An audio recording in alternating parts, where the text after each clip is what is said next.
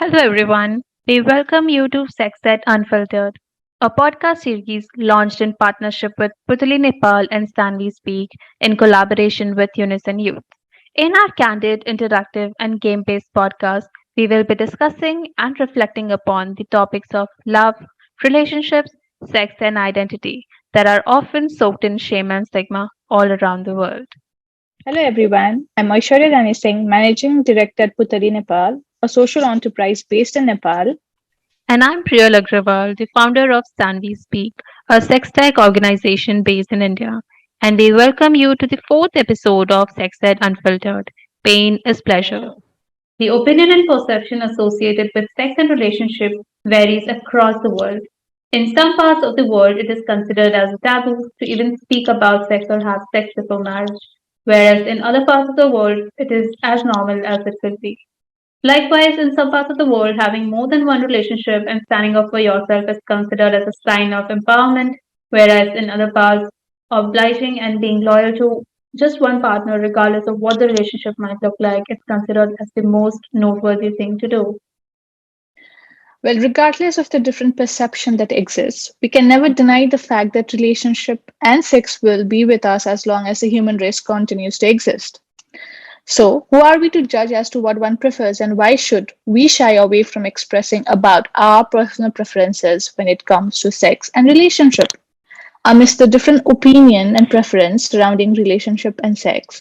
In this episode, we want to explore and understand the preference an individual holds when it comes to relating oneself to either pain, pleasure, or both in a relationship.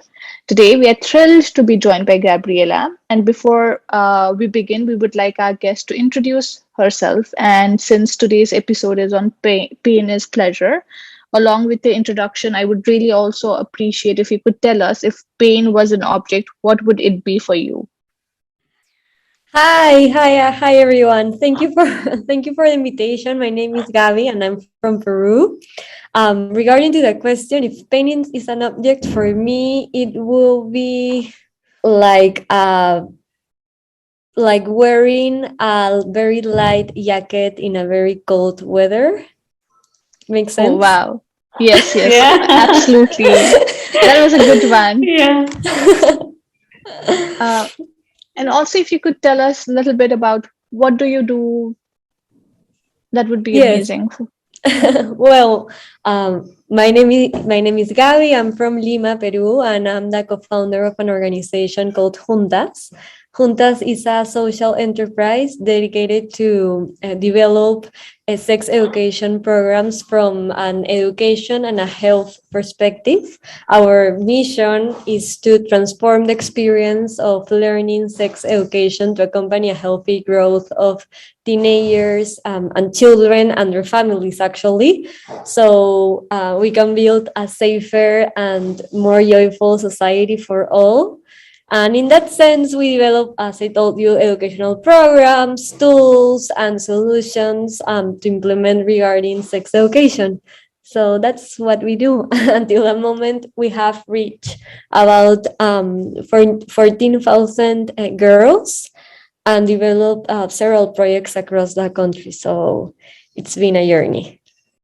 That's amazing. Thank you so much for sharing us about your work and what you do. It's great to have you here. And there's so many topics that we want to discuss with you, and we can't wait to get started. So, shall we? Are you excited? Of course, I'm very excited about this podcast. Perfect. So now we would be playing three to four different games and we'll explain the rules of each one of them as we move along. If you have any questions, please let us know. So the first game is called Have You Ever? And in this game, we will ask one question and you have to simply reply yes or no. It would also be great if you could share maybe any personal incident or experience if you have any related to the question. So shall we begin? Okay, of course. Okay, so the first question is, have you ever lied about your virginity? Yes. I can give some context. I remember I felt, yeah, I was like 22, I think, and I still was like a virgin, and someone asked, and I felt a lot of pressure, of like peer pressure, and I lied. That's the Yes, that's the context. Okay.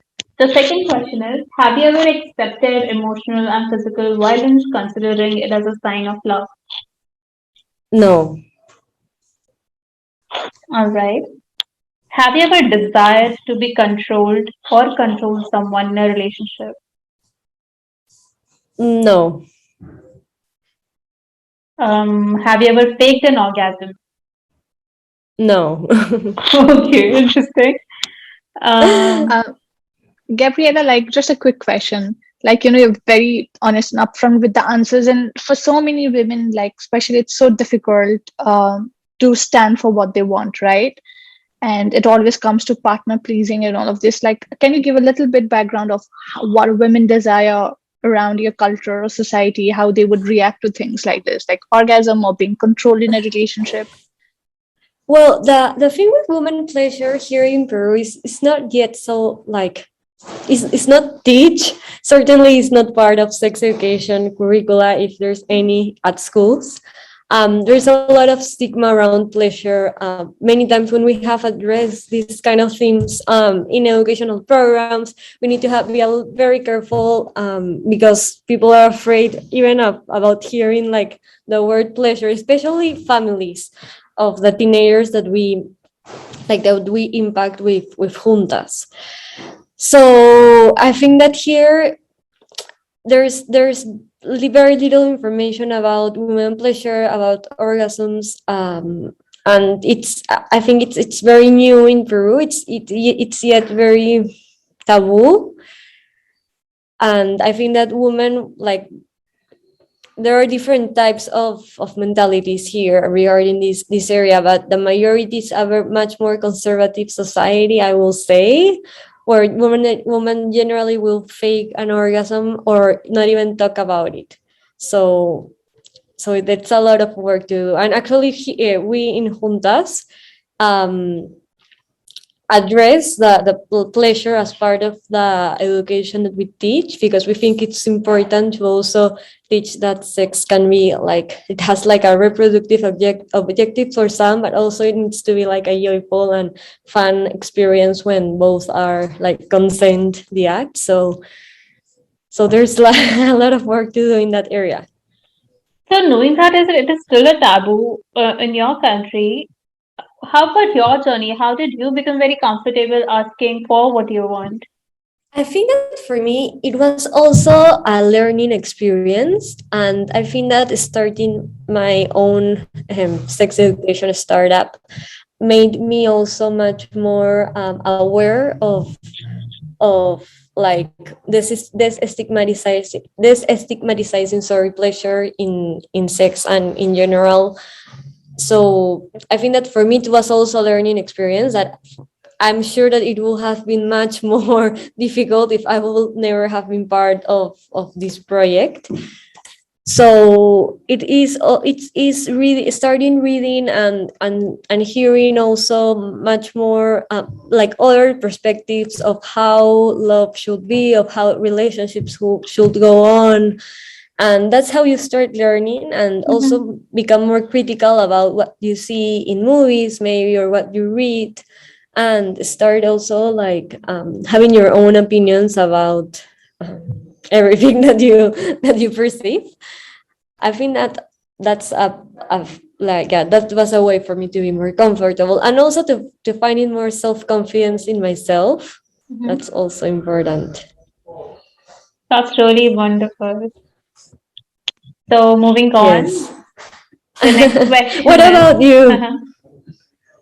uh for me, I would say in India, being comfortable with your own sexuality, especially for women, is very difficult because they are expected to be submissive and not have any sexual desire. So for me personally, the journey was quite difficult for being comfortable and with my own needs and conveying that to the partner. But over time, you learn and you realize that communication is really important, and especially in Mhm. relationships or sexual interactions, it's really important that you communicate and it's pleasurable for both. So I think, yeah, that has been my journey. Yeah, interesting. Moving on, have you ever had sex during your period? No, never. Okay, have you ever cried during a sex? No. So thank you so much for your answers, Gabriella. It was super honest and thank you so much. Like, yes. So I cannot get started to go ahead with our second game, which is known as Mythbusters, where I will give you a sentence that we most commonly hear when you have to share your opinion with regards to it, like with regards to it, whether you believe it's true or not. Is that clear? Like clear enough? Yes, so I need to say which one is a myth, right? Yeah. Which So one I mean, I I'll believe tell. it's a myth. Yeah, so I will give you a sentence which we Mhm. most commonly hear in, about sex or about relationship, and you just have to share your opinion whether you think it's true, it's not true. Okay. Okay. So the first one is I find being hurt in a relationship acceptable. Not true. Can you tell us like why, like more elaborate on it? Yeah. Yeah, of course. I mean, I think that of course during a relationship you have like ups and downs, but let me like being well, I think that you need to define more what do you mean by being hurt, but I interpret it like being like physically or emotionally hurt. I think it's not that normal. Like every relationship can have disagreements, and you can take some stuff personal and that can hurt you, and it's part of like the disagreements or maybe like some ups and downs of the relationship. But like as the like as strong definition of hurt, like physical hurt or very emotional hurt, I think that's not acceptable. I think that's like a toxic relationship. Amazing. Yeah. I completely agree with you, and I second your thought on that. So my second myth would be I feel pain and struggles makes a relationship stronger. um I think that's true. I think that every relationship, well, pain, it says pain, right? Well, I think that the struggles may make a relationship stronger, because not all relationships are fun, and it's not every time that you are having fun and with someone. Like you have also your downs, and it's part of like growing up with your partner. I'm not sure is pain as a normal feeling through your relationship is what makes it stronger. I think that if there are moments of pain because there's a situation that you go through, a loss or something, and you go through that pain during a relationship, I think that that kinds of situation can make the relationship stronger, because it's like you go through it with your partner. But I think that if your partner is the one that um, provokes that pain, I think that's not healthy. Yeah. Priyal, did you had another thing, any other question to ask? Yes, so I wanted to follow up on that. So do you feel that it is necessary to go through struggles in order to make a relationship stronger? Like without the struggle, it wouldn't be as strong. No, I don't agree with that. I don't agree. I mean, if there are struggles, I think, and you overcome them with your partner, and that like, and you learn and grow as a couple, and that struggles are like not that kind of abusive or that kind of struggles, but like normal struggles that you can have in life. I think that that makes can make a relationship stronger. But if you're lucky and do not have any kind of struggle, then it's amazing. I don't think it's like a necessary requirement to make the relationship stronger. Okay. So my third sentence would be keeping my partner sexually satisfied is my responsibility. Oh, I think that's the myth. I think that Uh-huh. it's both the responsibility of both. Yeah. I think it's the responsibility of both to satisfy that part of the relationship, and no one should put the responsibility in anyone else, because yeah, it's not any like, yeah, it's both of you that have the responsibility. I totally Mhm. resonate with that because it also goes along with, the notion that you're only supposed to add happiness to your partner's life. You're not supposed to be responsible for their happiness. They should be happy on Yes. their own, and if you can add more to it, then it's fine. But if you feel that, it's your sole responsibility to make them happy, then you need to leave that relationship and move out because And I think it is very similar even in your sexual life, that you can add to it, but if you are only responsible for that, then there's something wrong. Yeah, I Yes. completely agree. It's two-way thing. I think as much as a desire, you should also be willing to take that responsibility, and communication, like Gabriella mentioned earlier, is the key to it. Yes, I agree. Okay. I agree. Like both of you are part of the relationship. It's not the role of only Yeah. one. Okay. So my fourth myth would be masturbating satisfies my sexual thirst. Masturbating satisfies my sexual first. I think that's true. I think that it's an activity that gives you pleasure naturally. So yeah. And like, just to ask you another question, like, when it comes to masturbating, we usually connect or male figure to it, and we think that it's only something that they do. How common is it in your culture for women to actually talk about it? Because in Nepal, the country that I belong to, and I'm pretty much sure it's same in India, women rarely talk about it or take it as a matter of shame. Yes, like here it's also it's yeah, people don't talk about it that much. Actually, it is starting it's starting to be a subject to be talked about, but I have like it's very recent. A couple of years ago, no one talked about it. Very few influencers started talking about it. I have feel more than ever last year that people are starting to talk about it in social media and sharing. Before, I would never see friends share things about it, and now I think that they talk about it, they buy it, and they post about it. Like not post as a in their feed, but share stories about it. That I think it's still very small group of people that do it. There's a lot of taboo here in Peru. There's a very radical group. It's associated with religion, but it's called "Con mis hijos no te metas," which means "with my children, don't mess up with my children." And they have all this myth that sex education promotes masturbation in children, which is of course totally a lie.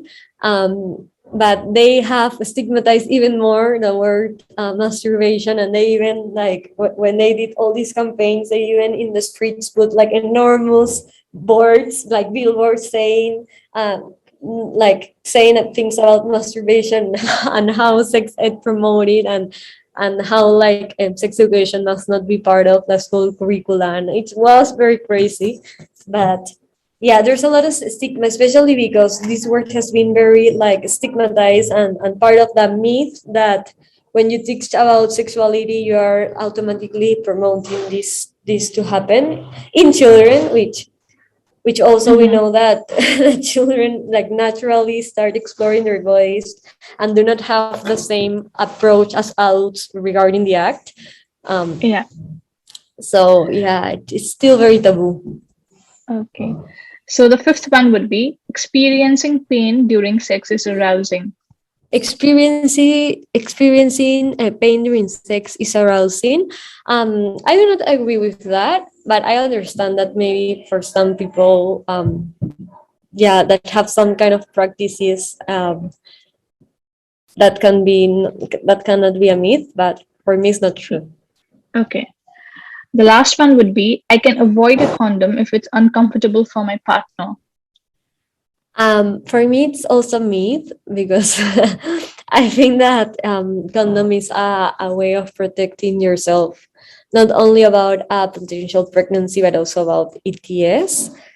If it's like a consensual agreement, I think that it's the decision of each one. But if it's because you like more because of the other person than yourself, I think that it shouldn't be a reason. At least for me. I think that a condom is not uncomfortable actually, and that many times men uses that excuse for not using condom. So Yeah. Thank you so much, Gabriela. That is a very interesting round. The next game that we are going to play is called Would You Rather? And here we will ask you questions which will have two options, and you have to pick one and tell us why you chose it. All right. Mhm. So the first one is, Okay. would you rather fake your orgasm or communicate honestly about your sexual preference with your partner? Communicate honestly about your sexual preference with your partner. I will choose that one. Mhm. Would you rather express your emotions honestly if you're hurt or keep it to yourself thinking it will offend your partner? Um, I think that I think that I will express my emotions, but I recognize that sometimes I have to keep it to myself. But but I'm trying to express it more. Yeah, it's a very difficult situation to be in. Yeah, I know. Yeah. So I will go for expressing your emotions honestly, but I acknowledge that I have done the other one. Okay. Would you prefer a male condom or a female one? Uh, Male condom. Mhm. Any particular reason why you would prefer that? No, I think no. There's not any particular reason. It's just preference. Okay. Would you rather watch porn alone or with your partner? I think I wouldn't care. Mhm. I mean, I can do it alone or with a partner. All right. The last one is, would you rather take the initiation to experiment different sex positions or would you want your partner to do so? My partner to do so. Okay. That's okay. I think every one of us have our Yeah. preferences, Yeah. and we actually do not know, like, sometimes even our preference can change. Okay, thank But you yeah. so much for your answers, Gabriela. And we are towards the end of the podcast. So the last game for today is rapid fire. And here I will give you one word, and you have to tell us the first thing that comes to your mind without giving much thought to it. So you have to make sure that your answers are quick Okay. and fiery. Are you ready? Yeah. Okay. Okay. Okay. BDSM, Dominance. multiple orgasms, Fun. abuse, Um, a crime. pain, An emotion. pleasure. Joyful. So before we go and we sign off, my last question for you would be, if you could give an advice for your younger self, what would it be? I think to acknowledge earlier that pleasure is part of like the sexuality of a person, and that I mean, for me, growing up was very like from a Catholic perspective viewpoint about sexuality. So I think that although you have some kind of values that go align your religion and your family, and that's okay, you also should like acknowledge the other part and try to understand it and also be aware of it and normalize that pleasure is part of it. Because I think that when you grow up in very like conservative societies or with some kind of concrete values, you forget that other part about sexuality, that it can be fun, that is part of growing up, and that is actually an opportunity to knowing yourself and also to have fun. So I think it will be that, like to lower your perspective and to try to have more fun with yourself and yeah, more confidence as well. And yeah, that will it be. That is such an important message. Thank you so much, Gabriela, for sharing this with our listeners. And with this, we have come to an end of this podcast.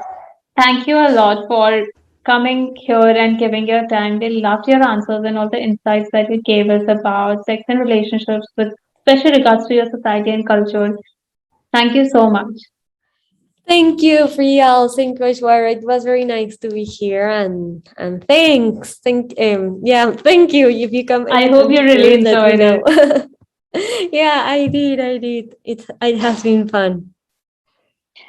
You've reached the end of today's episode of SexEd Unfiltered. You can subscribe, rate, and review our podcast on Spotify, Apple Podcasts, and Google Podcast.